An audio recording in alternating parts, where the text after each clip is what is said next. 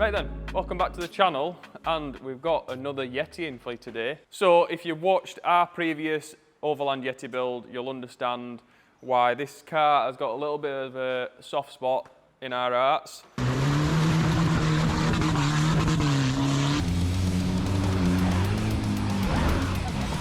But this one is George's from Great Outdoors, and today it's in for a lift kit and underbody protection, because in 2 days' time, this is going to be coming to Parkwood to do some off-roading. So if you've not heard of Great Outdoors, we've done a few laning trips with them in the past.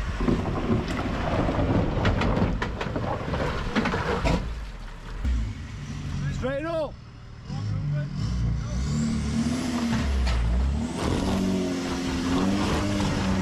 Check out their channel. They're doing loads of cool trips. This actual vehicle is driving to Morocco. What? Yeah, Morocco. And I'm not sure how many miles it is to there, but this vehicle has already done 393,000 miles. Damn! Still going strong. It's got a little bit of a camping setup in the back, if we can get in. Can't get in. So lots of storage. Boot strut's gone. Yeah, not bad. Some little pull-out drawers, I think. Leave them in place.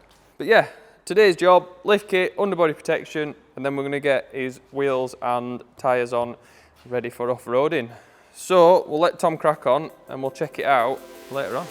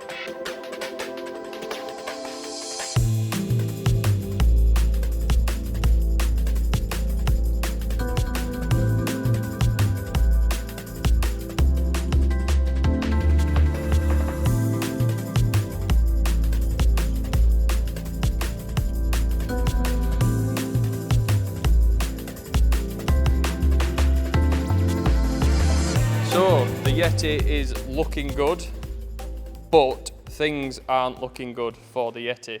If Tom will kindly come and demonstrate, hopefully you can see that on the camera, but there's some nice shiny particles in there. And that would probably explain why this is currently going into limp mode for rail pressure. So we originally thought it might have been the rail pressure sensor or the regulator.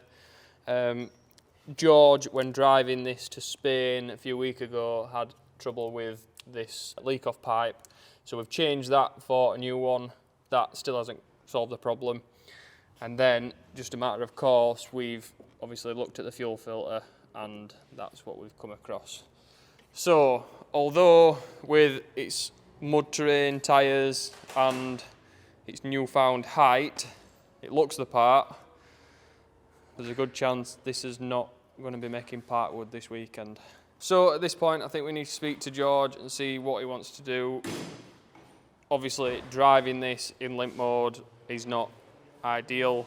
Continuing to drive it is only going to make things a lot worse. Those particles are going to go around the fuel system, possibly take out the injectors. Obviously, the pump is already knackered. But to do this properly, it's likely going to need a new pump, new injectors, all the fuel lines cleaning, the tank dropping, all the tank cleaning, new fuel filter, and yeah. It's unfortunate because we were looking forward to having this Yeti at Parkwood. We know what these can do, but it seems that 380,000 miles has taken its toll on this Yeti. So we'll speak to George, see what we're going to do, and we'll pick this up tomorrow. So an unfortunate end to the Yeti for now, but it's not going to be making it to Parkwood this weekend. Just about to get it loaded back up onto the trailer, and George at Grit are going to head back home today, but hopefully we will see it again in the future. George is keen to get this back running, back on the road, and hopefully make it to Morocco. But we'll see. Make sure you head over to his channel to see what's going to happen with this. Yeah, what will the future be for this Yeti? Do you reckon George is going to go again? It's got to go again. It's got to. It's the highest mileage one out there. But I don't know, it's a bit of a kick in the teeth at the moment. What was supposed to be obviously a cheap budget project that I kind of bought for a laugh, it's now a bit of a burden. But I don't know, it's one of those things, isn't it? Could be. I think the engine's still good. Yeah. So I think the engine's still good. It'd be a waste to chuck it away. And I'd like to get it to the Sahara. Get it to Morocco with us. Even if you just leave it there. Yeah, exactly.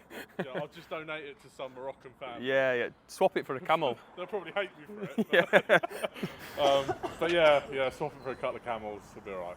Sweet. But we'll see. It'll be alright. It's just one of those things, isn't it? Well, Happens. good luck with repairing it. And Thank you very much. We'll be on to it soon. Yeah. Be on to it soon. So subscribe to Grit's channel. See what's happening next with the Yeti. Thanks for fetching it, I think. Yeah, thanks. Yeah, thanks for it. I mean, look, the upgrades are great. Yeah. It's going to be much better now. But yeah, we'll get this sorted and we'll be back up and running stronger than ever. Sweet. Nice one. Thanks again for watching. See you in the next video. Hello boys, up at Darkside. I'm back and I just want to give you a little video and a bit of an update, obviously from where we last left off with the Yeti. It was a bad weekend that, so obviously the news about the fuel pump of the Yeti, it was over for me. I'd given up, I'd fallen out in love with it, if I'm honest. I think I sounded a bit more positive on your video than I did. Not only that, my Discovery started to overheat a little bit when towing up there. The way home was even worse. I found out head gasket had gone on that as well.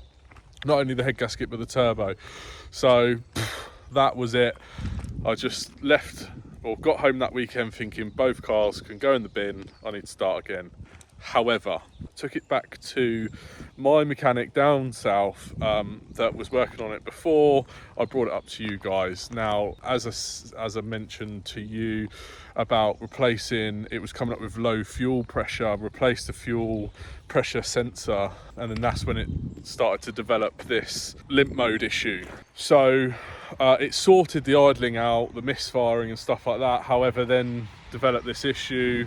Now, obviously, with you guys, we found metal in the fuel filter, which had just been replaced as well. So it turns out the fuel pump was chewing itself up a bit. However, bought a brand new fuel pump at the cost of about £800 plus fitting it, which you have to do the cam belt as well because it's all run off that belt. That was a nightmare to then get a phone call saying it's still doing it. So after all this time, it turned out to be that sensor that they replaced was faulty.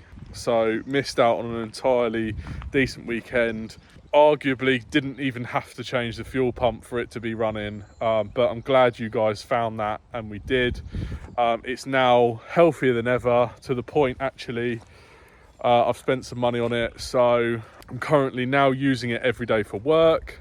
I've even got it sign written, so that's my company name. I do sort of lawns and hedges as well to pay the bills, but we've got her to a stage now where I'm more confident than ever, rely on it, I tow with it and everything. Let me swap the camera around and I'll show you what we've done. Right guys, so here it is, it's back. The bumper is off. Now, half the bumper is anyway. This is because that radiator seems to be the crumple zone. Although we've got the underbody protection that you guys fitted, I'm going to do exactly what you did on your Yeti, and we'll get some bar work made up there to save that. So like I say, ignore the sign writing because that's my business, but that's how confident I am now in it. Got the front runner rack now fitted with an awning. as you can see. So that's looking awesome, but let's more importantly show you what she sounds like. Currently sat on 395,818 miles. Just an absolute state in here. Ready?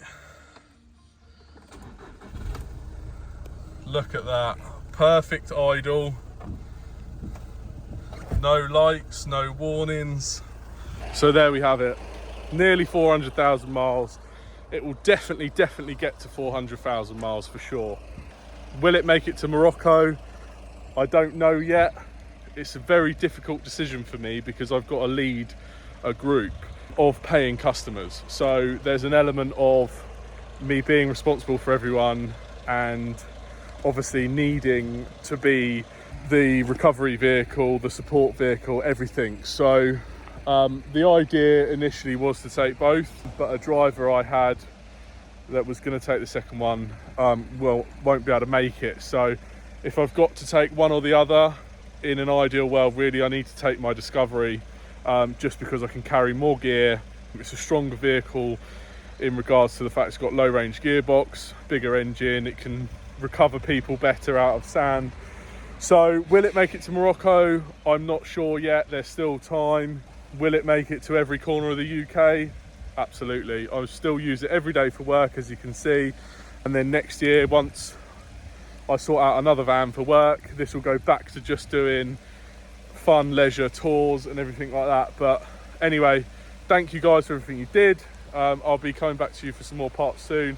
I just need to get out of the rain now because this is awful. But yeah, long live the 400,000 mile Yeti.